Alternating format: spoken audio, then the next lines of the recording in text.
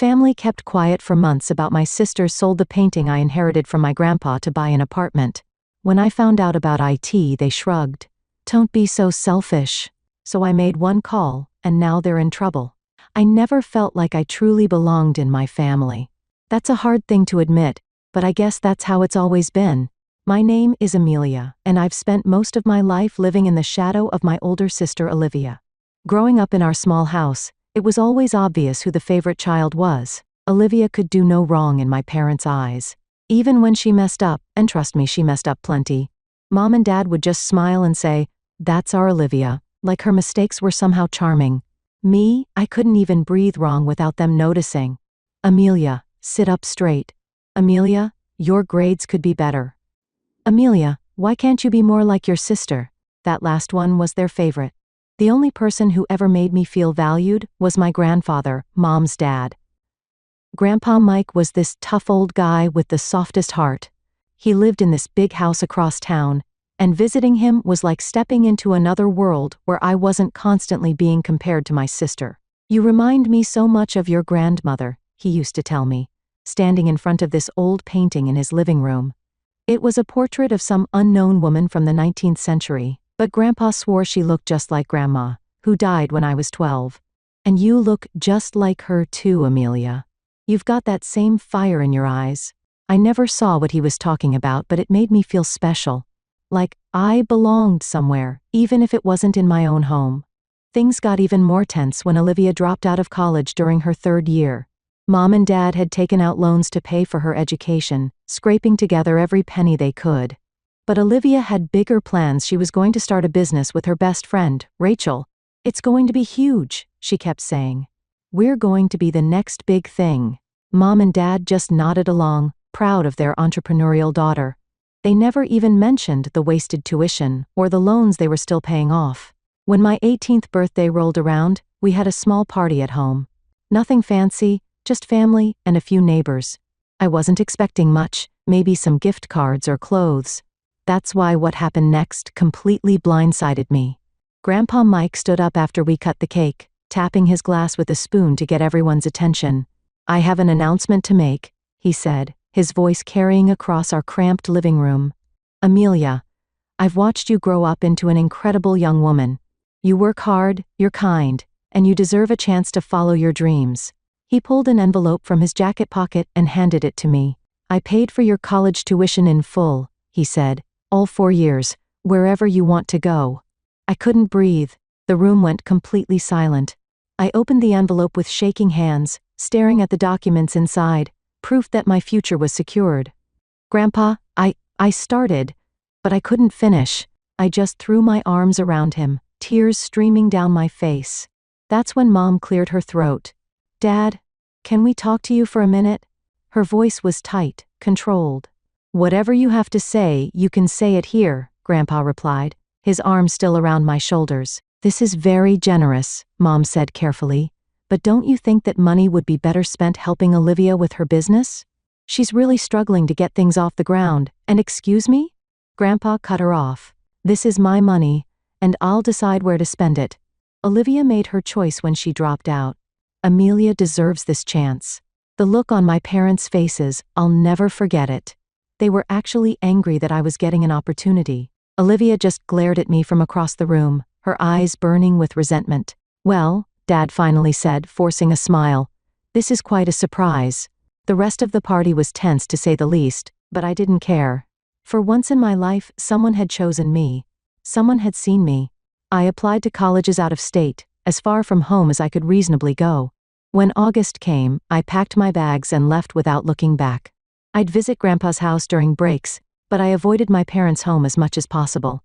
On the rare occasions I did visit, all they could talk about was Olivia's business, how it was just about to take off, how she was making connections, how success was right around the corner. Meanwhile, Olivia never missed an opportunity to mention how unfair it was that Grandpa hadn't given her money for her business. "It's his greed that's keeping me from becoming a big success," she whined over dinner one holiday break. "If I just had a little more capital, I'd just nod and count the hours until I could return to campus. At least there, I felt like I belonged." Everything changed during my 3rd year of college. I was studying for midterms when my phone rang. It was Mom.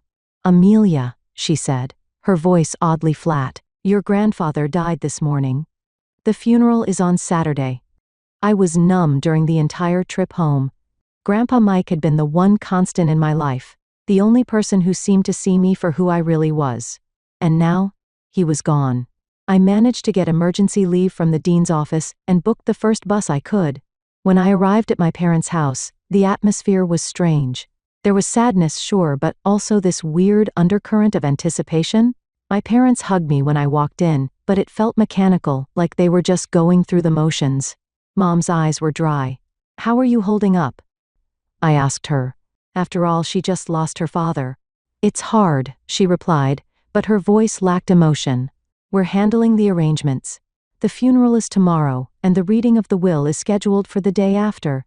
At dinner, nobody talked about Grandpa, not about his life, his stories, or what he meant to us. Instead, the conversation kept drifting to his house, his possessions, and what would happen to them now. "It's a big house for just one person," Dad commented. "Such a shame it's been sitting half empty all these years." "Grandpa liked his space," I said defensively. "Sure, but it's just practical thinking," Mom added quickly.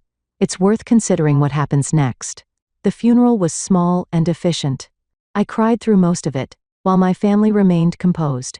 A few of Grandpa's old friends spoke, sharing stories that made me smile through my tears. But when I looked over at my family, they seemed detached, like they were just waiting for it to be over. The next day, we all gathered at the notary's office. Mr. Peterson, a thin man with wire-rimmed glasses, greeted us solemnly. "I'm sorry for your loss," he said.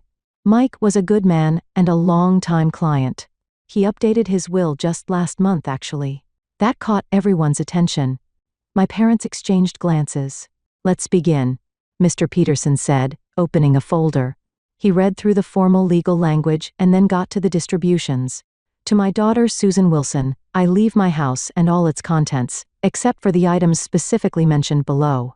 Mom straightened up, a smile threatening to break through her solemn expression. "To my granddaughter, Olivia Wilson, I leave the sum of $50,000 to be used for business development." Olivia's eyes widened. It wasn't a fortune, but it was something. "To my granddaughter, Amelia Wilson, I leave a 19th century painting that hangs in my living room." The room went silent, then Olivia snorted. "Seriously? She gets some old painting." She looked at me with a mix of relief and mockery. "Grandpa left you some incomprehensible nonsense." Mr. Peterson cleared his throat, adjusting his glasses. "There's more," he said, pulling another document from his folder. "Mike had the painting appraised shortly before his death. The appraisers estimated its value at approximately $400,000. He handed me the appraisal documents. The room fell deadly silent. I stared at the paper in disbelief.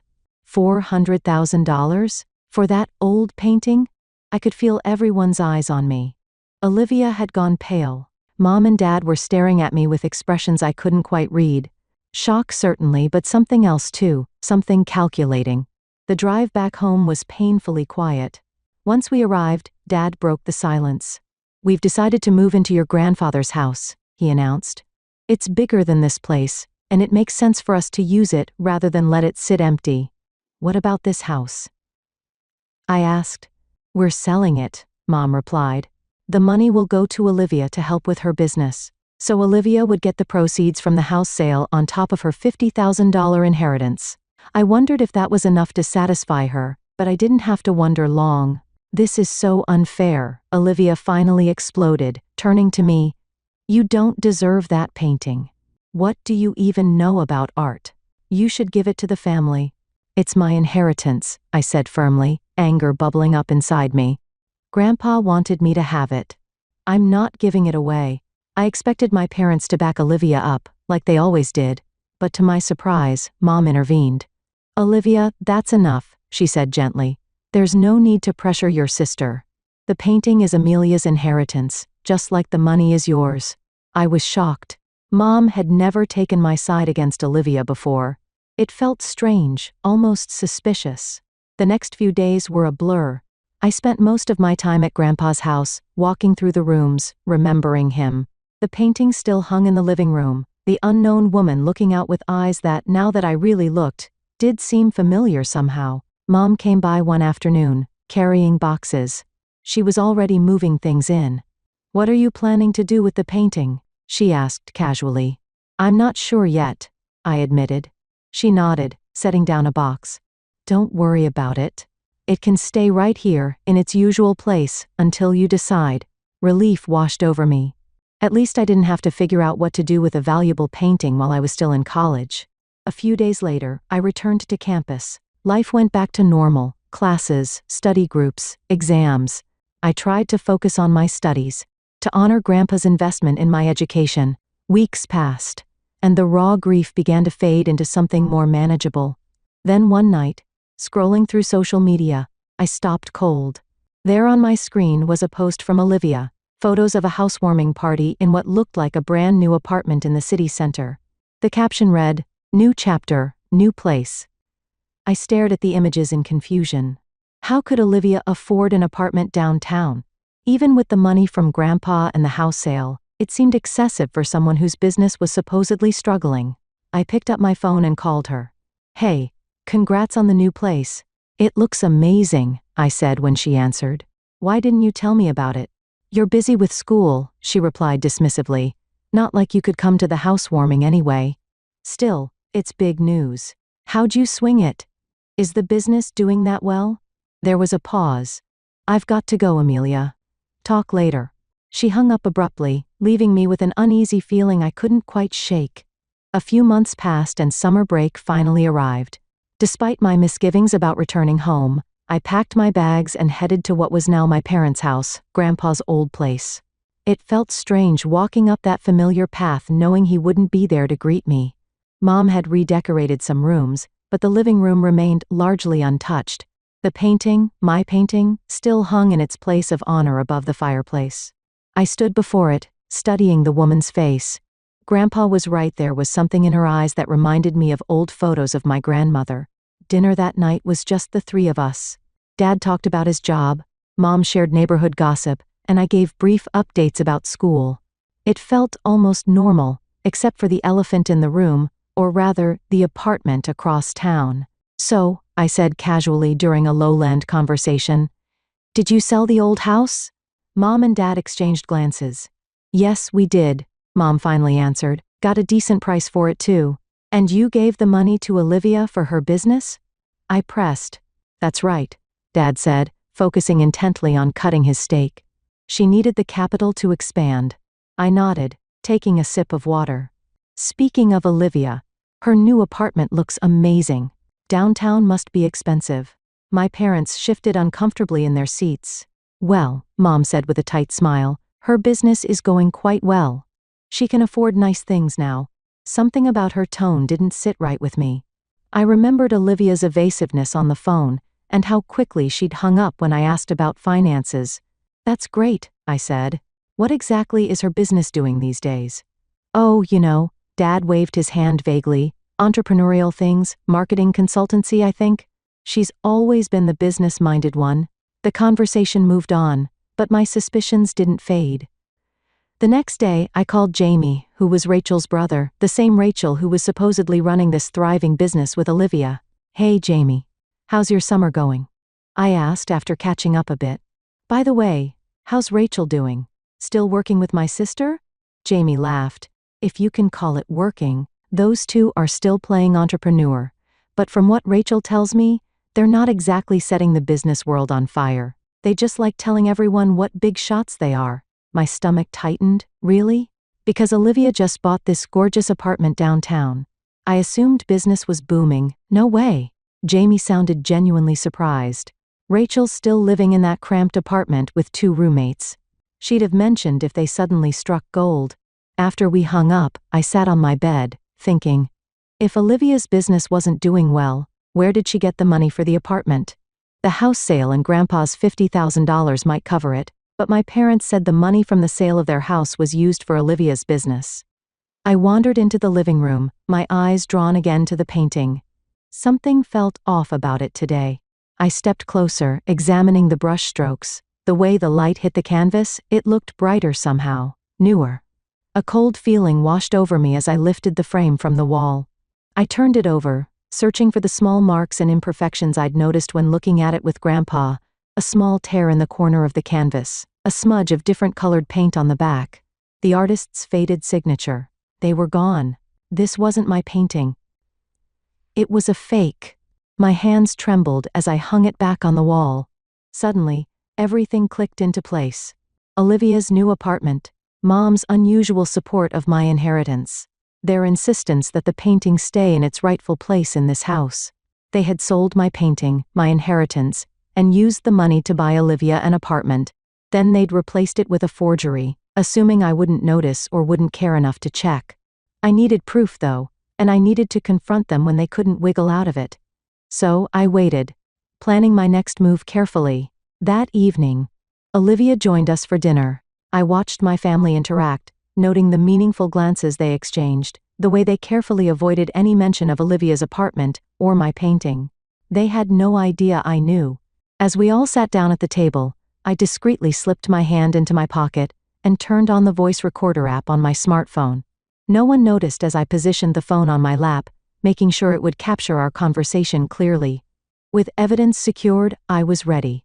"I've been thinking," I said, reaching for the salt. "I might sell the painting. I'm looking at places near campus, and I could use the money for a down payment." The silence that followed was deafening. Finally, Mom cleared her throat. "Honey, that painting is a family heirloom. You shouldn't sell it. Besides," Olivia added quickly, "you don't need an apartment yet. You've still got a year left in the dorms."